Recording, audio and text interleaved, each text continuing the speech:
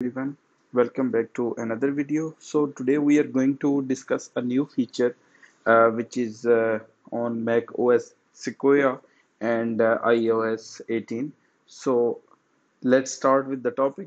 So today we are going to discuss the feature which is iPhone mirroring.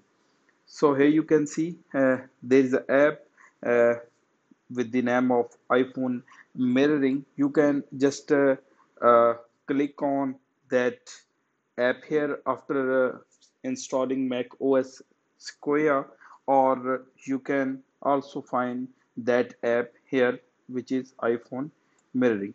So when you click on that app in start, it will give you the option to just write your iPhone password, and when you write your password it will just open up your whole iPhone.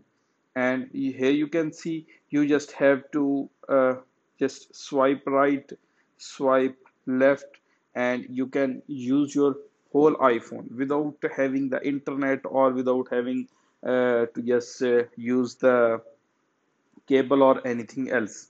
So here you can see we can open any app. We can just uh, swipe right, swipe left, and let's say if we open up the clock app and we want to close that app, how we can you just open and close up that. So there are two options for that. First one is you just have to go up here and you can see just close the app here, and if you want to close completely, you just have to click on this button and close the app this way. And if you don't want to use this way, so let me open it again. So you just have to click on command 1 and it closes the app, and on command 2 it's just app, open up the app, and you can just swipe up, it closes the app. So that's the new feature that Apple has provided. So you can connect your mobile phone, you can use any of the app on your Mac. You don't have to just use your phone for every clicks. And when your iPhone is unlocked, you can't use that app. Let me just do that. So when I just open my iPhone, it says iPhone in use, and you don't use iPhone mirroring for now. It says it's ended.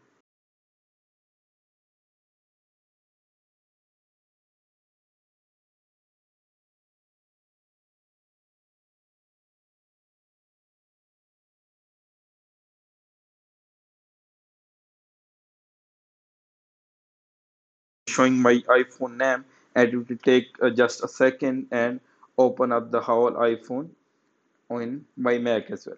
So hope you learned something new, and we will try to make a video on Mac OS Sequoia and the new features of iOS 18.